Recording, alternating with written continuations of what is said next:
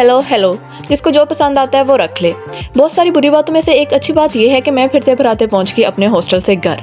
अब जब मैं घर पहुंची हूं तो मेरी तवज्जो हुई हलवे और दूध के साथ। इन्होंने पता नहीं मैंने मौलवी समझ रखा, हालांकि मौलवी तो बेचारे इंजी बदनाम है, हलवा तो सभी खाते हैं।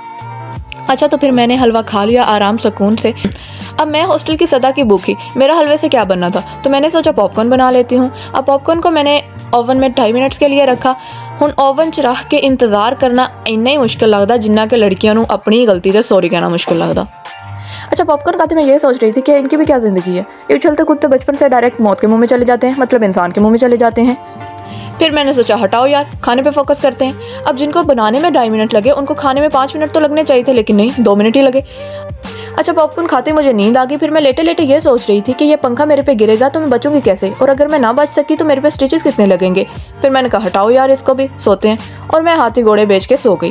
और मेरी आंख खुली एक मध्यम सी आवाज़ से, और जब मैंने उस आवाज़ पे फोकस किया तो मुझे पता चला ये तो आवाज़ मेरे अपने पेट से आ रही है, क्योंकि मुझे फिर से भूख लग चुकी थी। तो मैं डायरेक्ट पहुंची मामा के पास और मामा को मैंने बोला कि मुझे भूख लगी है। तो मेरी मामा ने गोल्डन वर्ड्स बोले। मेरी मामा कहते हैं तेनू भुख लगी है ना, तो इदा कर भुख नू लग जा। वाह वाह वाह। अच्छा, तो फिर मैंने सोचा कि मैं खुद ही कुछ ऑर्डर कर लेती हूँ, और मैंने अपनी मदद आपके तहत ऑर्डर कर लिया। और डोमिनोज की सबसे अच्छी बात मुझे यही लगती है कि उनको किसी भूखे की भूख का एहसास है और वो जल्दी डिलीवर कर देते हैं, और उन्होंने ऐसा ही किया। तो मैंने आराम से फिर खा लिया। और गेस व्हाट, खाना खाने के बाद मैं फिर से सो गई। और मैं सुबह उठी हूँ तो मुझे ब्रेकफास्ट में मामा ने ये बना दिया और साथ में क्यूकम्बर भी काट दिया। अब बताया गया मुझे ये कि अगर तुमने खाना है तो खा लो, नहीं तो डस्टबिन में फेंक देते हैं। मतलब मैं खादा ये डस्टबिन च पाया, एक ही बराबर है, ये तो बेइज्जती ही नहीं होगी।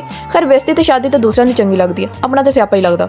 अच्छा, तो फिर मेरा दिल किया कि मैं नेल पॉलिश लगाऊं, और इनको देख के मुझे वो बचपन के प्यारे प्यारे जूते याद आ गए जो पहले हमें प्यारे लगते थे और दूसरे दिन अल्लाह को प्यारे हो जाते थे। तो फिर मैंने एक ब्लैक कलर की नेल पॉलिश लगा ली। फिर मेरे पे इंकशाफ हुआ कि घर में सब्जियां और फ्रूट्स ख़त्म हो गए हैं, तो मैंने और मेरी बहन ने जाना था जी फ्रूट्स लेने।